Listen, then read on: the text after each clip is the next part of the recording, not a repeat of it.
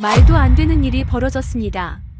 지금 일본의 한 뷔페에서 진상 먹방 유튜버가 큰 논란이 되고 있습니다. 그런데 이 진상 유튜버가 다름 아닌 한국인이라고 하는데요. 과연 무슨 일인지 오늘의 사연 시작합니다. 안녕하세요. 저는 일본 오사카에서 무역회사에 다니고 있는 야마구치 다이스케입니다. 어릴 적부터 우리 집은 형편이 그리 넉넉하지 않았습니다. 아버지는 작은 전자제품 가게를 운영하셨지만 일본 경제가 어려워지면서 장사도 점점 힘들어졌어요. 해외여행은 사치였고 저는 한 번도 일본을 벗어나 본 적이 없었습니다. 대학을 졸업하고 무역회사에 취직했지만 그저 평범한 회사원으로 하루하루를 살아가는 것만으로도 버거웠죠. 특히 우리 집안 분위기 탓에 한국에 대한 편견이 심했습니다. 할아버지는 저녁 식사 때마다 한국을 언급하실 때면 목소리 톤이 달라지셨어요. 어릴 적 할아버지와 TV를 보다가 한국 관련 뉴스가 나오면 채널을 바꾸시며 혀를 차시곤 했죠. 중학교 시절 가족 모임에서 사촌이 한국 아이돌 음악을 듣는다고 했을 때 할아버지께서 큰 소리로 나무라시던 모습이 아직도 선명합니다. 우리보다 못 사는 나라에서 무슨 좋은 것이 나온다고 그런 것을 보느냐며 화를 내셨어요. 아버지도 비슷한 생각을 가지고 계셨습니다.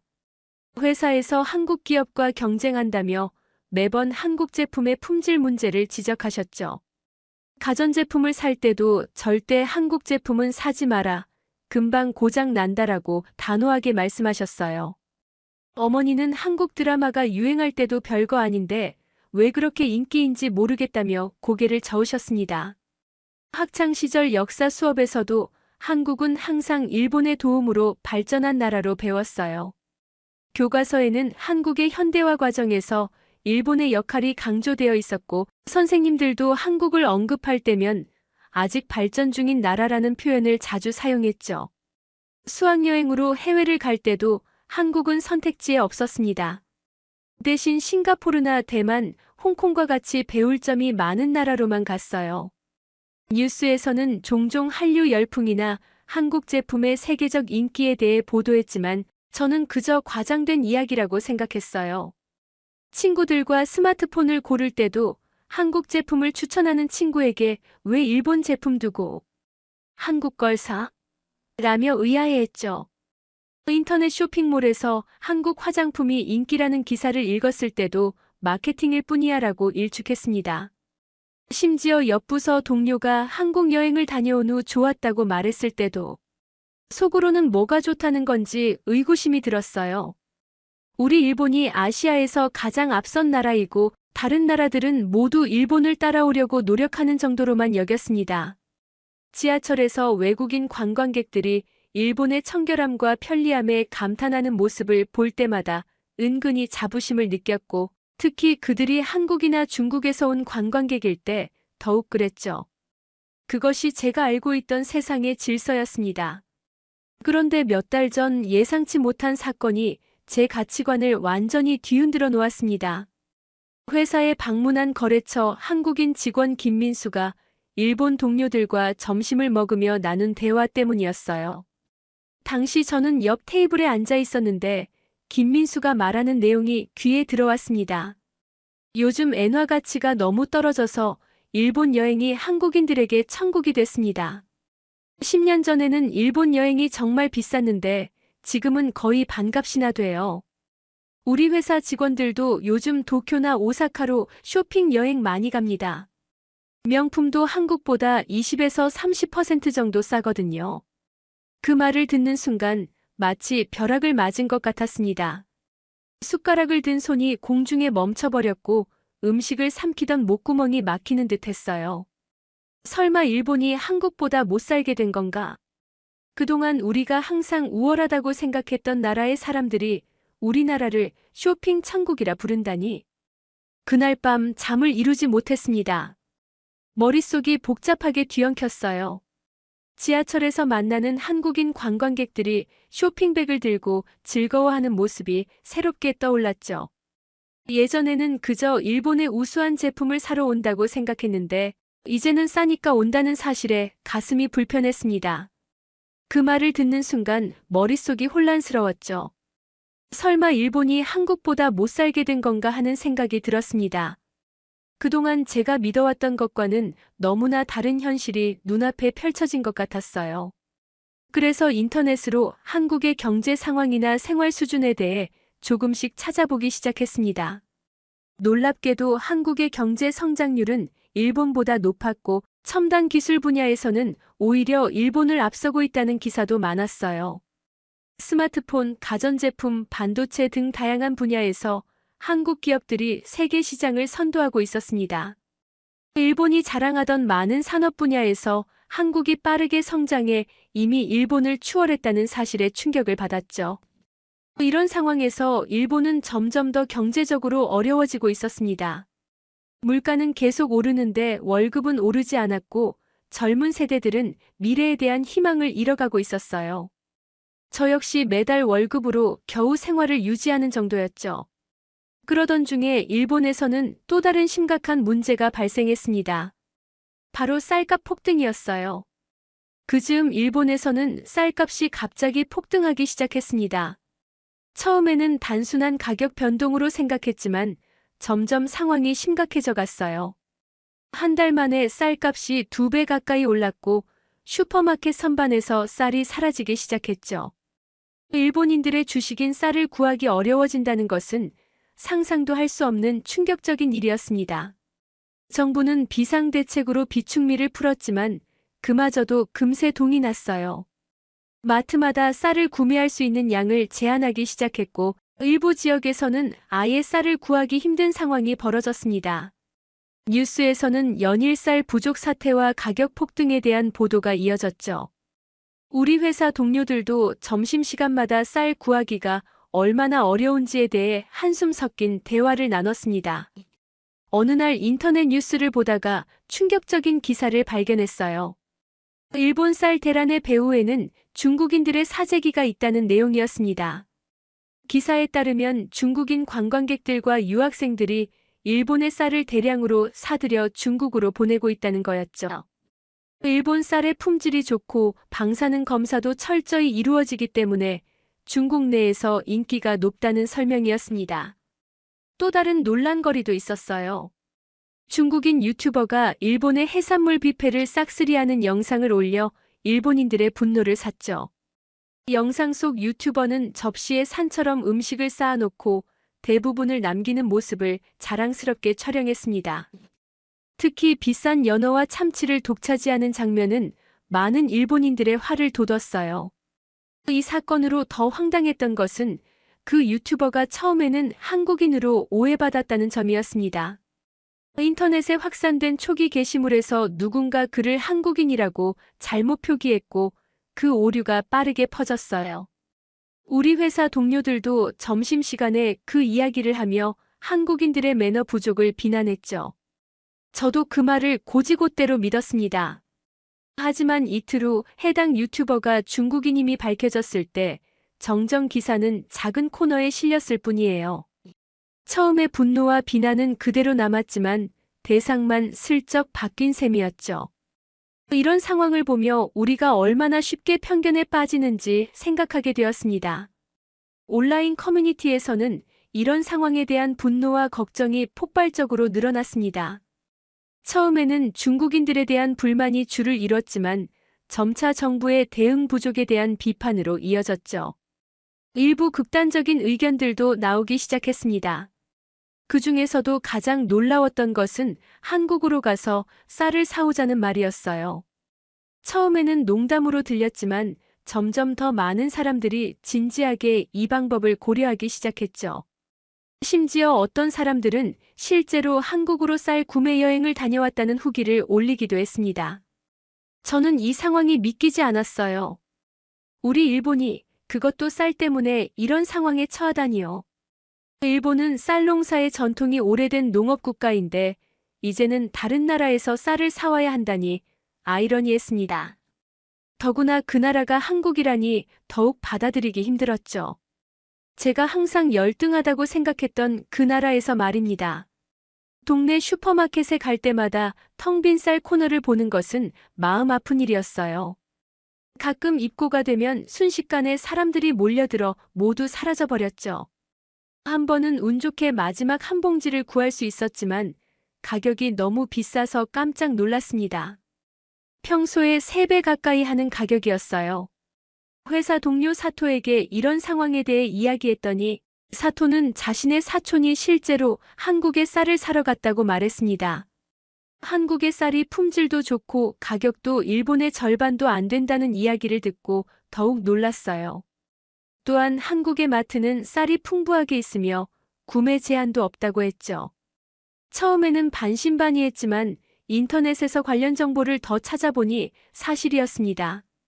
온라인 커뮤니티에는 한국 쌀 구매 여행에 대한 후기가 넘쳐났어요. 사람들은 인천공항에서 서울로 가는 방법, 대형마트 위치, 쌀 고르는 팁, 통관 시 주의사항 등을 자세히 공유하고 있었죠. 특히 눈에 띄었던 것은 한국의 발전된 모습을 담은 사진들이었습니다.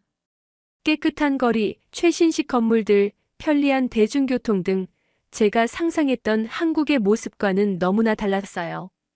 댓글들을 보니 많은 일본인들이 한국의 발전된 모습에 놀라움을 표현하고 있었습니다.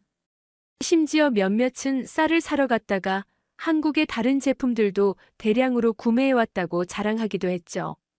정부에서는 사태 해결을 위해 해외 쌀 수입을 늘리겠다고 발표했지만 이미 사람들의 불안감은 커져 있었습니다. 쌀뿐만 아니라 다른 식품들의 가격도 올라가기 시작했고 마트에서는 품절 상품이 늘어갔어요. 경제 전문가들은 일본의 식량 안보가 심각한 위협을 받고 있다고 경고했습니다. 저는 매일 밤 인터넷으로 한국에 대한 정보를 찾아보며 고민했어요. 정말 한국으로 쌀을 사러 가볼까? 그동안 편견을 가지고 있던 나라에 가는 것이 내키지는 않았지만 현실적인 필요성이 점점 커져갔죠. 게다가 한국의 실제 모습에 대한 호기심도 생겨났습니다. 정말 우리가 알고 있던 그런 나라가 아닐지도 모른다는 생각이 들기 시작했어요. 집에 쌀이 완전히 떨어진 그날, 더 이상 선택의 여지가 없었습니다. 인터넷에서 찾아본 정보들을 바탕으로 한국 여행을 결심했어요. 평생 한 번도 해외여행을 해본 적 없는 저에게는 큰 결단이었죠. 여권을 신청한 지 5년이 넘었지만 한 번도 사용한 적이 없었습니다. 서랍 깊숙한 곳에서 먼지 쌓인 여권을 꺼내며 생각했어요. 인생 첫 해외여행지가 한국이 될 줄은 상상도 못했죠.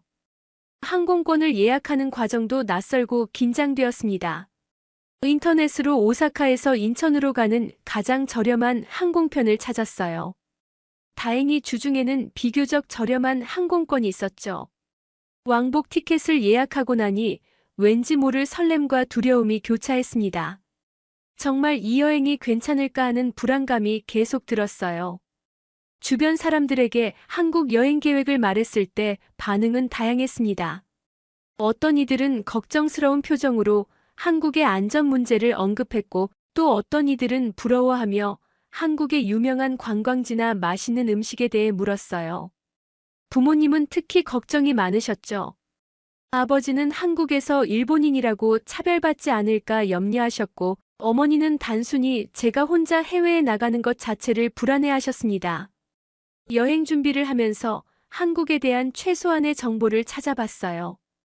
간단한 한국어 인사말, 지하철 이용법, 쌀을 살 수 있는 대형마트 위치 등을 메모했습니다. 특히 인터넷에서 한국의 쌀 가격과 품질에 대한 정보를 꼼꼼히 찾아봤죠. 2, 3일 정도 묵으면서 최대한 많은 쌀을 사올 계획이었습니다. 출발 전날 여행용 캐리어를 꺼내면서 가슴이 두근거렸어요. 쌀을 담아올 빈 공간을 많이 남겨두었죠. 옷은 최소한으로 챙기고 필수품만 넣었습니다. 그날 밤은 설렘과 불안으로 잠을 제대로 이루지 못했어요. 머릿속에는 온갖 생각이 교차했죠. 한국은 어떤 모습일까? 사람들이 나를 어떻게 대할까? 언어가 통하지 않아 곤란한 상황에 처하지는 않을까? 드디어 출발하는 날이 되었습니다. 간사이 국제공항으로 향하는 전철 안에서 창밖을 바라보며 생각했어요. 이것이 정말 좋은 선택인지 쌀 몇 포대 때문에 이런 모험을 하는 게 과연 가치가 있는 일인지 의문이 들었죠. 하지만 이미 결정한 일 용기를 내어 끝까지 해보기로 마음먹었습니다. 공항에 도착해서 체크인과 출국 심사를 받는 과정도 모두 처음 경험하는 일이었어요. 직원들의 안내에 따라 차근차근 절차를 밟았지만 계속해서 긴장감을 느꼈습니다. 특히 비행기를 기다리는 동안에는 초조함이 극에 달했죠. 주변에 일본인 관광객들이 많이 보였는데 그 중에도 쌀을 사러 가는 사람들이 있을까 궁금했어요. 비행기에 탑승한 후에도 불안감은 계속되었습니다. 창밖으로 점점 작아지는 일본 땅을 바라보며 이상한 감정이 밀려왔어요. 이제 정말 낯선 나라로 간다는 실감이 났죠. 비행 시간은 약 2시간. 짧은 시간이었지만 저에게는 영원처럼 느껴졌습니다. 비행기 안에서도 계속해서 불안한 생각들이 떠올랐어요. 과연 한국은 안전할까? 일본인이라고 불친절하게 대하지는 않을까? 혹시 무시당하거나 차별받지는 않을까? 이런 생각들로 가득 찬 채 인천국제공항에 도착했습니다. 비행기에서 내리는 순간 가슴이 두근거렸어요. 이제 정말 외국에 온 것이죠. 입국 심사대로 향하는 동안에도 긴장감은 계속되었습니다. 한국어 안내방송이 귓가에 들리니 더욱 실감이 났어요. 편견과 두려움으로 가득 찬 마음으로 첫 발을 내디뎠습니다. 인천국제공항에 내리는 순간부터 제 예상은 완전히 빗나갔습니다. 우선 공항 자체가 너무 크고 깨끗했어요. 최신식 시설과 세련된 디자인이 눈에 띄었죠. 일본의 간사이 공항보다 더 현대적으로 느껴졌습니다. 입국 심사 과정도 신속하고 효율적이었어요. 심사관도 딱딱한 표정이 아닌 담담하지만 불친절하지 않은 태도로 일을 처리했습니다. 입국장을 빠져나오자 안내 데스크가 보였어요. 서울 시내로 가는 방법을 물어보려고 다가갔는데 직원은 제가 일본인임을 알아채고 일본어로 된 안내 책자를 건네주었습니다. 놀라움을 감추지 못했죠. 더구나 그 직원은 미소를 지으며 서툰 일본어로 기본적인 길 안내까지 해주었어요. 공항 철도를 타고 서울역으로 간 다음 지하철을 이용하라는 상세한 설명이었습니다. 공항 철도에 탑승하면서도 계속 놀라움의 연속이었어요. 기차는 깨끗하고 정시에 출발했으며 안내방송도 한국어, 영어, 일본어, 중국어로 나왔습니다. 창밖으로 보이는 풍경은 상상했던 한국의 모습과는 달랐어요. 현대적인 건물들과 정돈된 도로, 아파트 단지들이 이어졌죠. 조금 전까지 품고 있던 불안감이 조금씩 사라지기 시작했습니다. 서울역에 도착해서는 또 한 번 놀랐어요. 거대한 역사 내부는 백화점처럼 깨끗하고 밝았으며 다양한 상점들로 가득했습니다. 지하철로 갈아타는 과정에서도 안내 표지판이 명확해서 어렵지 않게 길을 찾을 수 있었어요. 한글을 읽을 수는 없었지만 영어와 일본어 안내가 병기되어 있어서 큰 문제가 없었죠. 지하철은 더욱 인상적이었습니다. 깨끗한 차량과 플랫폼, 정확한 시간 간격으로 오는 전철, 그리고 무엇보다 와이파이가 잘 터진다는 점이 좋았어요. 일본의 지하철도 깨끗하고 정확하지만 와이파이는 잘 되지 않는 경우가 많았죠. 게다가 한국의 지하철에는 스크린도어가 설치되어 있어 안전하다는 느낌이 들었습니다. 가장 놀라웠던 것은 사람들이었어요.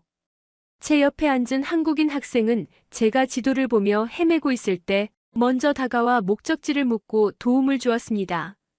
비록 일본어를 잘하지는 못했지만 스마트폰 번역기를 사용해가며 친절하게 설명해 주었어요. 그리고 제가 무거운 캐리어를 들고 있는 것을 보고는 역에서 내릴 때 함께 도와주겠다고 했죠.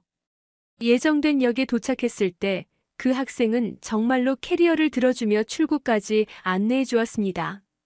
헤어질 때는 환하게 웃으며 즐거운 여행이 되길 바란다고 했어요.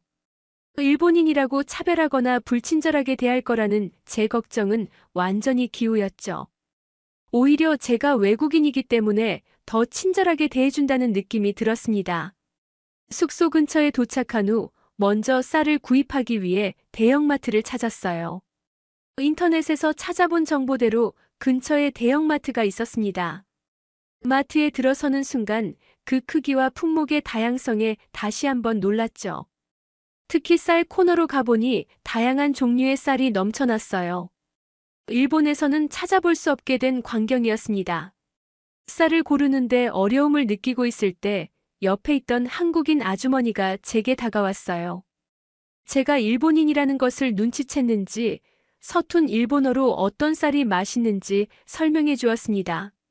심지어 자신이 평소에 먹는 브랜드를 추천해 주면서 밥을 지을 때 팁까지 알려주었어요. 그 따뜻한 친절에 가슴이 뭉클해졌죠. 지하철에서 만난 젊은이들부터 마트의 아주머니까지 제가 만난 한국인들은 모두 친절했습니다. 왜 이렇게 다들 친절한지 이해가 되지 않았어요.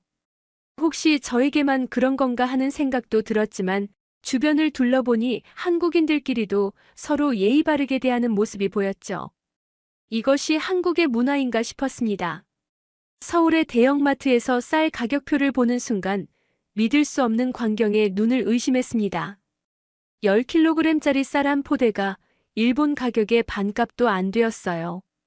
게다가 품질도 좋아 보이는 유명 브랜드였죠. 한국은 쌀 농사가 주요 산업이라 자급률이 높다는 설명을 들은 적이 있었지만 이 정도일 줄은 몰랐습니다.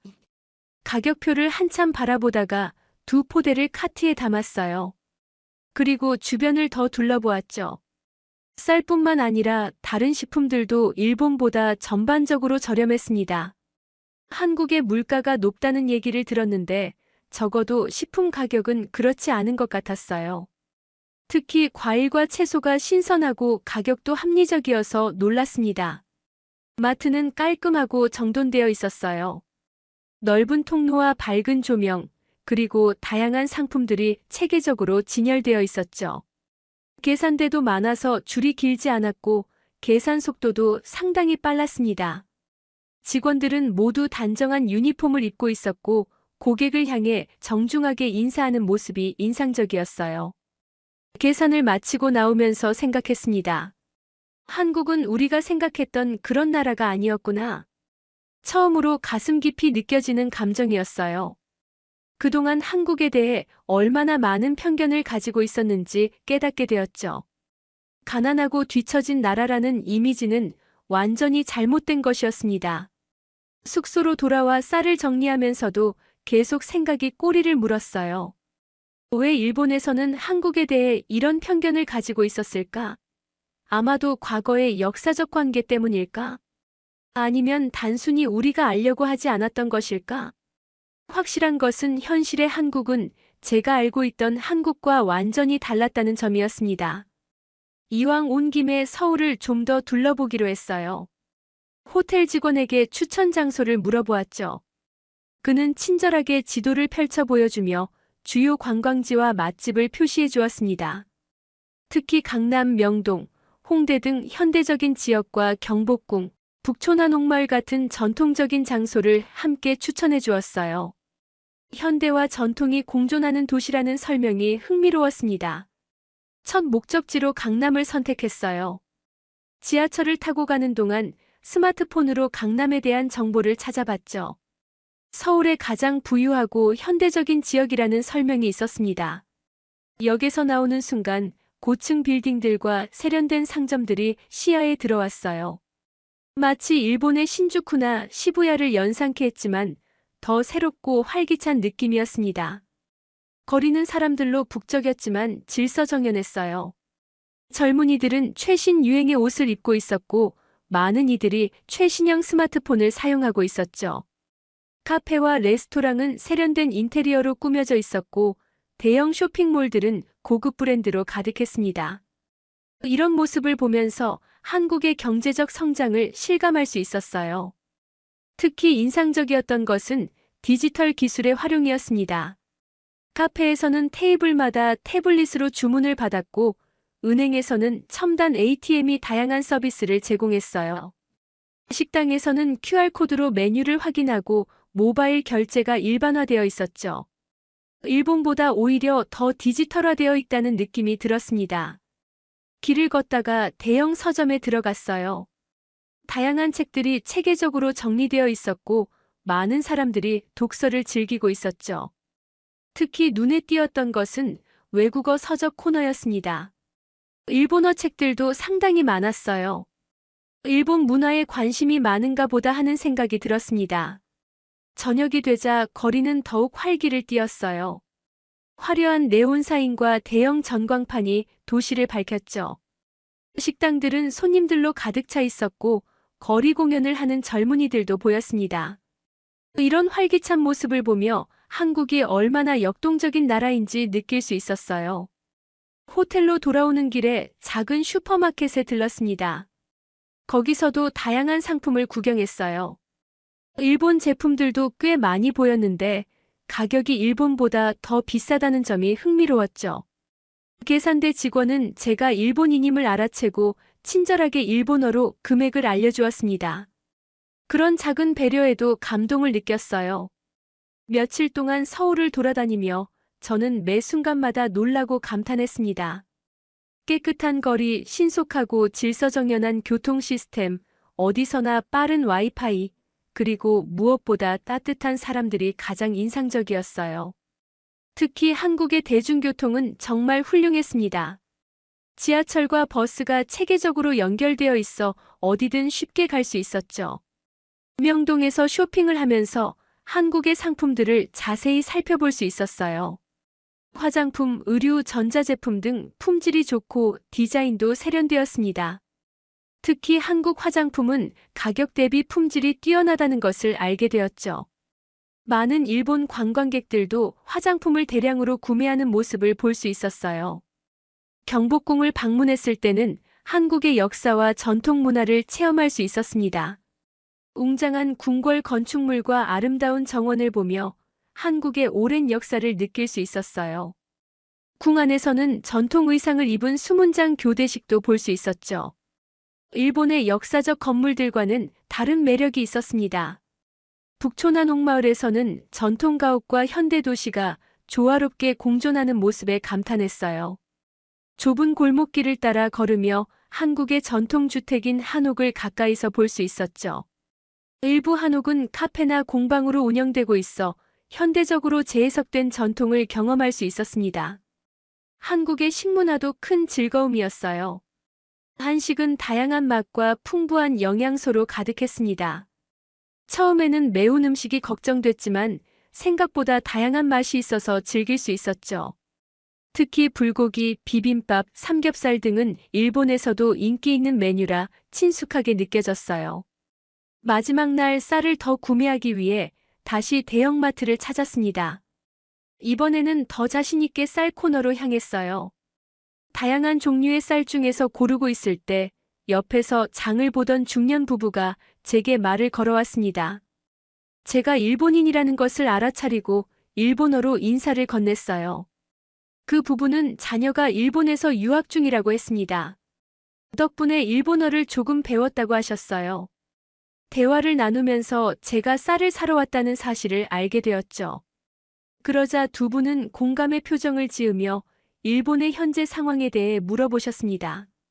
최근 뉴스를 통해 일본의 쌀 부족 사태와 경제적 어려움을 알고 있다고 하셨어요. 저는 솔직하게 일본의 현실을 이야기했습니다. 쌀값 폭등과 구하기 어려운 상황, 그리고 점점 어려워지는 경제 여건에 대해 말씀드렸어요. 그러자 그 부부는 진심 어린 공감을 표현하셨죠. 특히 남편분이 제게 해주신 말씀이 가슴에 깊이 남았습니다. 요즘 일본도 힘들다면서요? 우리도 IMF 때 정말 힘들었지만 함께 견뎌냈어요. 일본도 잘 버텨낼 거예요. 그 따뜻한 위로에 저는 눈시울이 뜨거워졌습니다. 낯선 나라에서 만난 이웃이 진심 어린 응원을 보내주는 것이 너무나 감동적이었어요. 한국이 겪었던 IMF 외환위기는 경제적으로 큰 충격이었지만 국민들이 힘을 합쳐 극복했다는 이야기를 들으며 희망을 느꼈습니다. 그 부부는 친절하게도 제게 어떤 쌀이 맛있고 가성비가 좋은지 상세히 설명해 주셨어요. 그리고 자신들이 자주 이용하는 온라인 쇼핑몰도 추천해 주셨죠. 심지어 다음에 또 한국에 오면 연락하라며 연락처도 남겨주셨습니다. 낯선 이를 이렇게까지 배려해주는 마음에 깊은 감동을 받았어요. 헤어지기 전 그 부부는 제게 작은 선물을 건네주셨습니다. 한국의 전통차 세트였어요. 한국의 정을 조금이나마 느껴보라는 마음으로 준비하셨다고 했죠.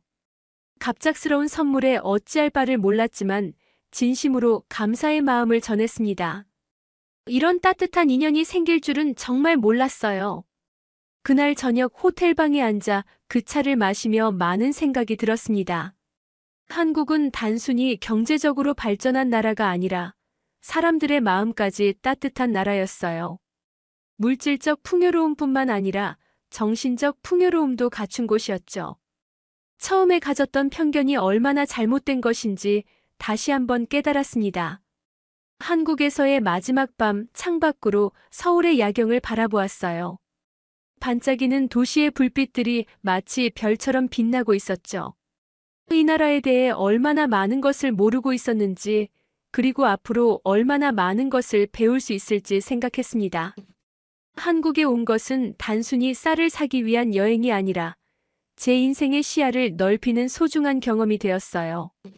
다음 날 아침 체크아웃을 하기 전에 로비에서 호텔 직원과 이야기를 나눴습니다. 한국에서의 좋은 경험들을 이야기하자 그는 기뻐하며 또 방문해 달라고 했어요. 그리고 더 많은 일본인들이 한국을 방문하여 진짜 한국을 경험해 보길 바란다고 했죠. 저는 진심으로 고개를 끄덕였습니다.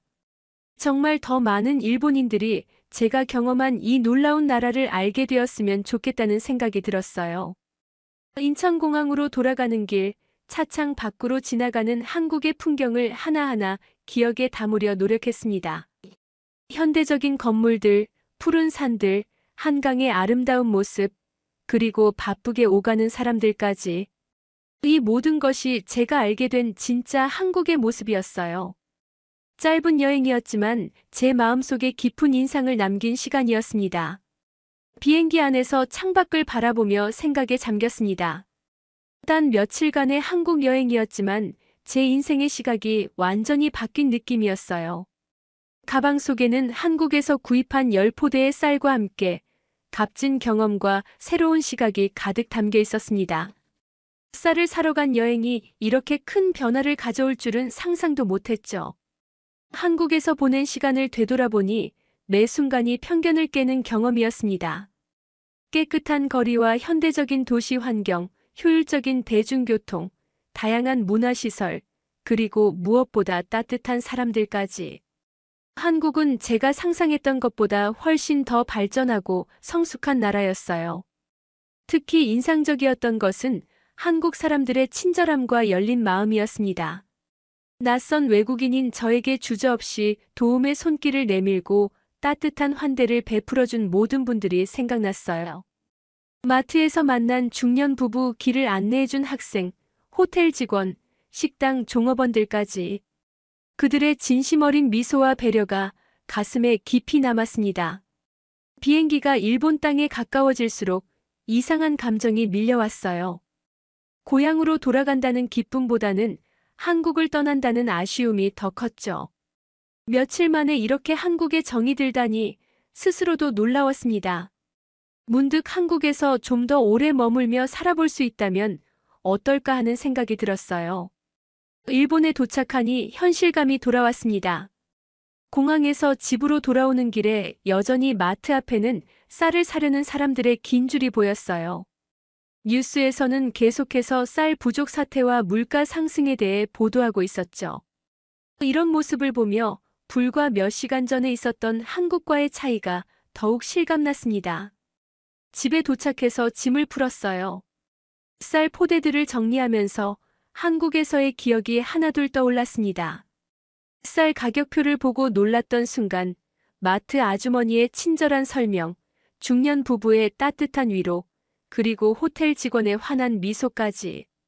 이런 기억들이 제 마음속에 소중하게 자리 잡았어요. 다음 날 회사에 출근하자 동료들이 호기심 가득한 눈으로 물어보았습니다. 한국은 어땠는지, 쌀은 얼마나 샀는지, 위험하지는 않았는지 등 질문이 쏟아졌어요. 저는 솔직하게 제 경험을 이야기했죠. 한국의 발전된 모습, 친절한 사람들, 그리고 무엇보다 우리가 가지고 있던 편견이 얼마나 잘못되었는지에 대해 말했습니다. 처음에 동료들은 제 말을 반신반의하는 듯 했어요. 특히 일부는 여전히 한국에 대한 고정관념을 가지고 있었죠. 하지만 제가 찍어온 사진들을 보여주고 실제 경험담을 들려주자 조금씩 생각이 바뀌는 모습을 볼 수 있었습니다. 무엇보다 제가 가져온 한국 쌀의 품질과 가격에 모두가 놀랐어요. 주말에는 부모님 댁을 방문했습니다. 한국에서 사온 쌀과 기념품을 드리며 여행 이야기를 해드렸어요. 처음에 부모님은 걱정했던 것과 달리 제가 무사히 돌아오고 좋은 경험을 했다는데 안도하셨죠. 특히 아버지는 한국의 발전상에 대한 이야기를 흥미롭게 들으셨어요. 오랫동안 가지고 계셨던 한국에 대한 생각이 조금씩 바뀌는 것 같았습니다. 그날 밤 한국에서 마지막 날 만났던 중년 부부가 선물해준 차를 마시며 생각했어요. 만약 기회가 된다면 한국에서 살아보고 싶다는 생각이 강하게 들었습니다. 짧은 여행이었지만 한국의 생활 방식과 문화가 저와 잘 맞는다고 느꼈죠. 특히 사람들의 열정과 에너지, 그리고 따뜻한 인간미가 큰 매력으로 다가왔어요. 그렇게 결심했습니다. 한국어를 배우고 언젠가는 한국에서 일하며 살아볼 것이라고요. 단지 쌀 때문에 시작된 여행이 이렇게 제 인생의 방향을 바꿀 줄은 몰랐습니다. 가난하고 뒤처진 나라라고만 생각했던 한국이 제게 새로운 꿈과 희망을 선물해 주었어요. 한국은 경제적으로 강한 나라였을 뿐만 아니라 사람들의 마음까지 따뜻한 나라였습니다. 지금 저는 주말마다 한국어 학원에 다니고 있습니다. 처음 한글을 배우는 것이 쉽지는 않았지만 한국 여행의 좋은 기억들이 학습 의욕을 북돋워 주었어요. 한글은 생각보다 체계적이고 과학적인 문자라는 것을 알게 되었죠. 선생님은 한글이 세계에서 가장 뛰어난 문자 체계 중 하나라고 설명해 주셨습니다. 한국어를 배우면서 한국 문화에 대해서도 더 많이 알게 되었어요. 드라마와 영화, 음악을 통해 한국의 일상과 정서를 조금씩 이해해 나가고 있죠.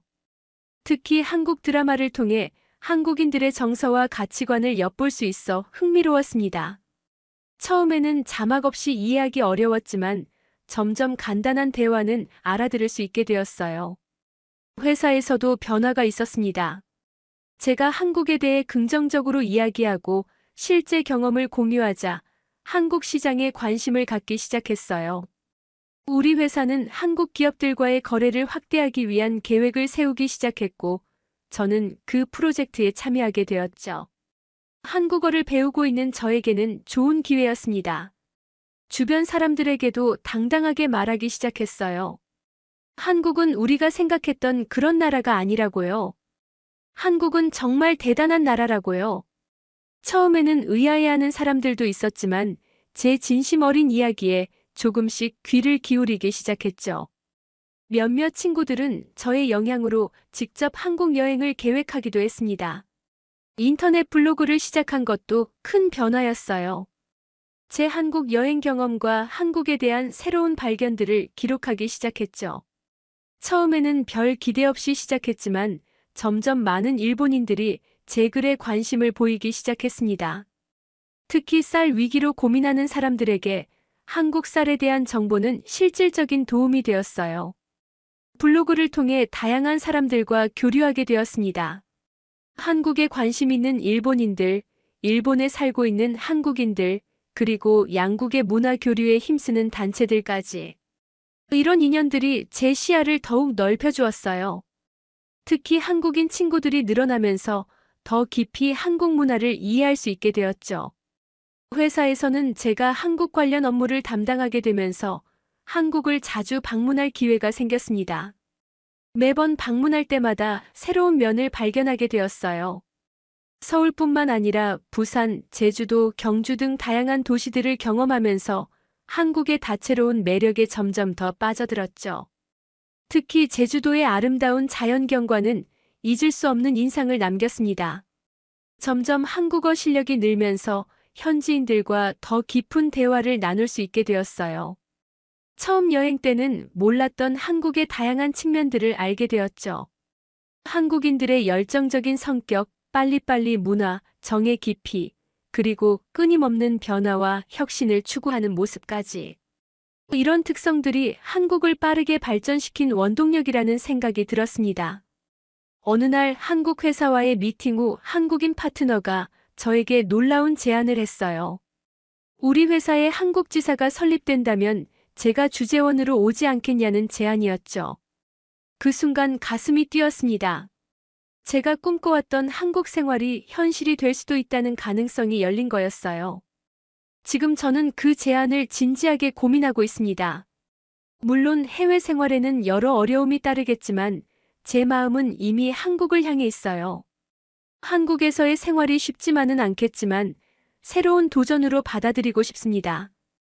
가족과 친구들을 설득하는 것도 과제지만 제 진심을 전한다면 이해해 주리라 믿어요. 가끔 생각합니다. 만약 그때 쌀 위기가 없었다면, 만약 제가 한국을 방문하지 않았다면 저의 인생은 어떻게 달라졌을까요?